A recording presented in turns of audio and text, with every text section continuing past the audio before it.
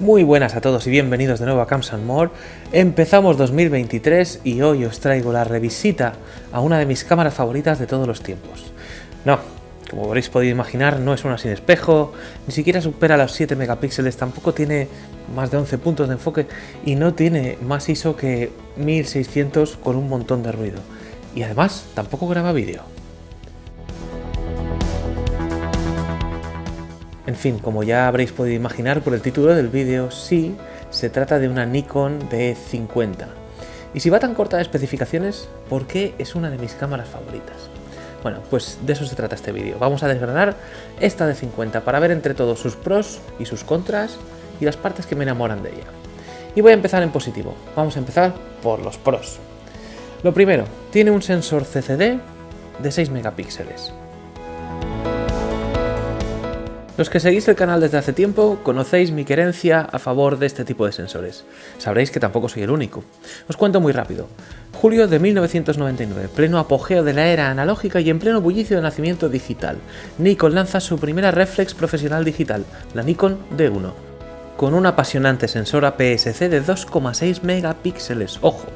En los años siguientes se sucedieron cámaras para el mercado profesional, auténticos tanques que fueron de algún modo el ensayo prueba-error de Nikon, entre otras marcas.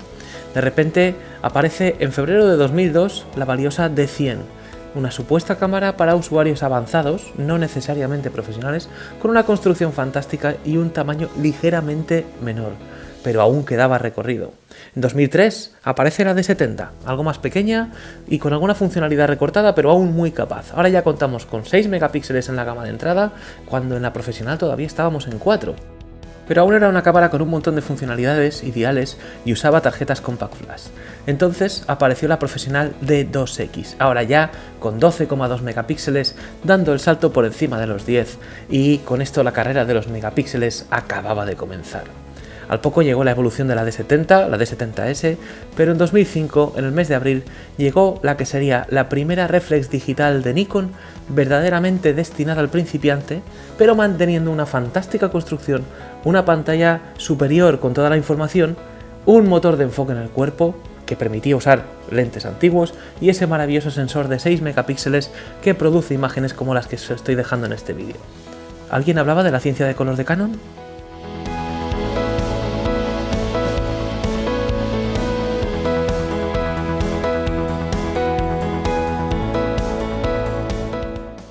Segundo pro, tiene un tamaño suficientemente pequeño y ligero para ser llevable, pero una construcción altamente recia como para no tener problemas con ella. Puedes clavar un clavo con su cuerpo.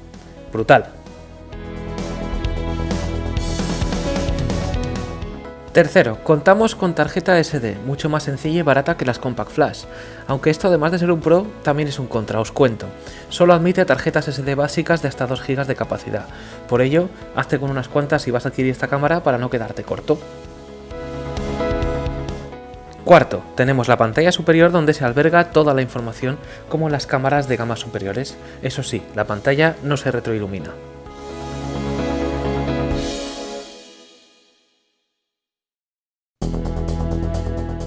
Quinto, tenemos motor de enfoque en el cuerpo, lo cual te posibilita montar todas las ópticas AF anteriores de la era analógica, que carecían de motor de enfoque. Esto fue retirado en posteriores modelos como la D40, D40X, D60, D3000, D5000, etc., quedando relegado a modelos de gamas superiores y a modelos full frame considerados profesionales.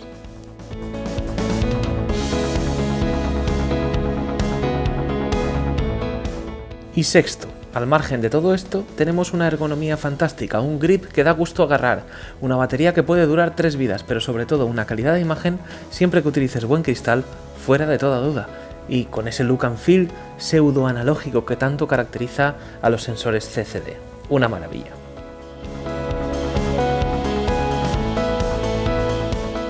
En contra, cositas, claro está. Primero, la pantalla es prácticamente testimonial, por su resolución, tamaño, calidad, además de por la poca fidelidad con los colores captados por el sensor. Al menos vale para ver que has tomado una foto, pero poco más.